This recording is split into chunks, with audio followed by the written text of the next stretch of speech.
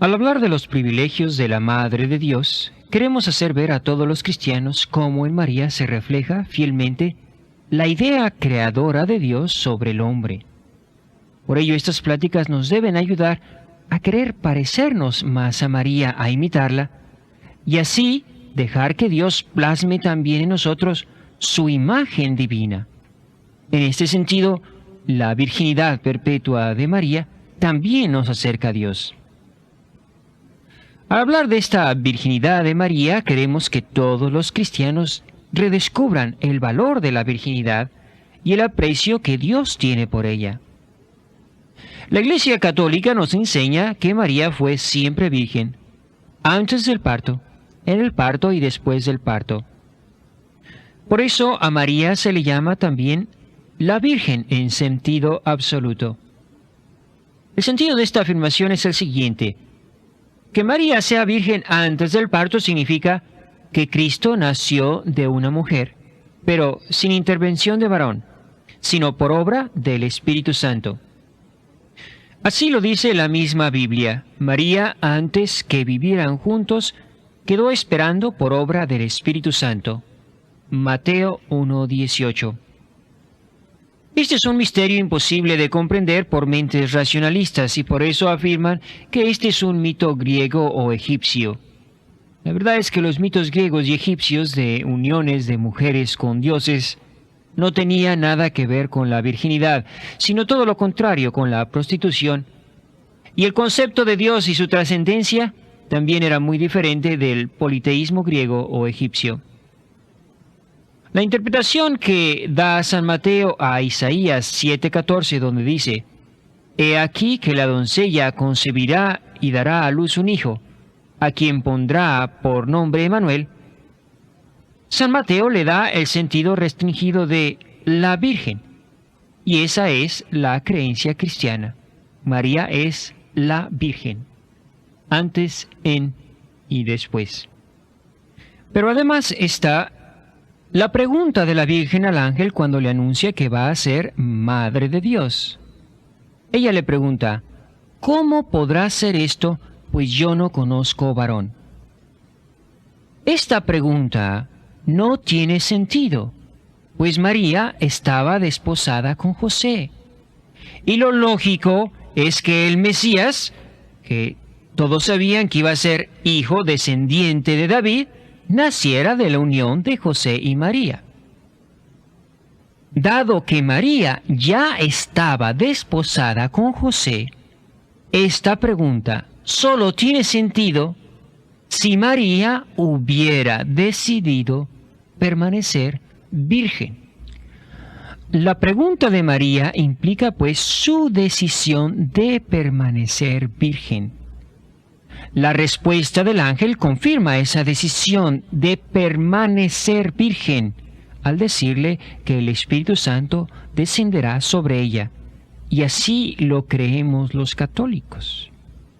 Y si ella había decidido permanecer virgen, no hay ninguna, ya estando casada con José, no hay ninguna razón para que lo hubiera dejado de ser después. Pero hay un problema aún más importante, y es: María pudo haber sido virgen antes del parto y después del parto, pero en el parto podía haber dejado, al dar a luz a su hijo, dejado de ser virgen. Y es un problema que muchos ni se dan cuenta que existe. La Virgen fue virgen también en el parto. El mismo Dios respetó la virginidad de su madre. A pesar de haber concebido virginalmente, podía suceder que al nacer Jesús la Virgen hubiera perdido su virginidad. Por eso el ángel no le dice a María solo concebirás, sino concebirás y darás a luz. Con esto le decía que iba a dar luz virginalmente, es decir, como un rayo de luz pasa a través de un limpio. Ahora hay algunas personas que salen con unos argumentos muy curiosos. Por ejemplo, hay quien dice que San Pablo manda que el marido cumpla con su mujer. Y claro, si José era esposo de María, pues tenía que cumplir con su mujer, como San Pablo lo dice, si no estaba pecando. Pero parece que no se dan cuenta que eso no es lo único que dice San Pablo. San Pablo dice muchas otras cosas. Y entre esas otras muchas cosas, dice que solo queda que los que tienen mujer vivan como si no la tuviera. Indudablemente que aquí no podemos sacar la virginidad de María, pero lo que digo, tampoco del otro pasaje podemos sacar de que María no lo fue virgen, ¿verdad? Porque si por un lado está aconsejando el matrimonio, por otro lado también San Pablo aconseja la virginidad. Esto lo digo solo para responder a esa objeción. También hay otras objeciones curiosas, como aquel que decía, ¿a Dios le afecta que la Virgen no fuera virgen? Pues no, a Dios no le afecta. Ahora, ¿a una iglesia le afecta el que la Virgen hubiera tenido relaciones con José? A una iglesia sí le afecta, ¿verdad? Se descubre el engaño. Indudablemente que esa afecta a la iglesia que le afecta somos nosotros los católicos. Pero cuando uno piensa un poquito, pues le da la vuelta al argumento y fíjense nada más lo que sale. ¿A Dios le afecta que la Virgen haya permanecido virgen? No, a Dios no le afecta que la Virgen haya permanecido virgen, ni antes, ni después. Ahora, ¿a alguna iglesia le afecta el que la Virgen haya permanecido virgen antes, en y después del parto? Sí, claro que le afecta, y no a una iglesia, sino a muchas, porque se descubre el pastel. ¿Ven lo que se puede hacer con los argumentos? Entonces hagámonos una pregunta. ¿Por qué si la Virgen fue virgen antes del parto? ¿Por qué si fue también virgen en el parto, por qué no lo iba a hacer después del parto? Porque, ¿qué sentido tiene el que Dios mismo haya preservado la virginidad de su madre si después la iba a perder? Si Dios mismo al nacer no menoscabó la integridad de su madre, sino la consagró, ¿cómo iba ella a profanar lo que Cristo consagró? También hay que recordar que la Virgen, el nacimiento de Cristo nació de un padre. El Espíritu Santo era el esposo de la Virgen María.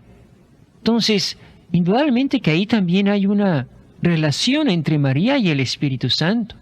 Por eso nosotros llamamos a María hija de Dios Padre, madre de Dios Hijo y esposa de Dios Espíritu Santo. Entonces, alguna relación tenía que tener María con su esposo, alguna fidelidad a su esposo. Entonces, esa virginidad tiene razón de ser, esa virginidad después del parto, en cuanto es una muestra de esa entrega, de esa total consagración a Dios, de esa total fidelidad a su esposo en el Espíritu, que es nada menos que el Espíritu Santo. Y que yo sepa, la Virgen jamás se divorció. Ahora, hay otros argumentos que, por lo menos para los católicos, son muy fuertes. ¿Cuántas vírgenes mártires durante siglos dieron su vida por Cristo? Vírgenes. ¿Cuántas vírgenes actualmente hoy consagradas totalmente a Dios en la Iglesia Católica? La virginidad es algo natural en la Iglesia Católica. ¿Cuántas vírgenes se consagran a Dios? Digan ustedes lo que quieran de ellas, pero son vírgenes, mueren vírgenes, viven vírgenes. ¿Cómo no iba a ser la Virgen María virgen si todas ellas son devotas de la Santísima Virgen?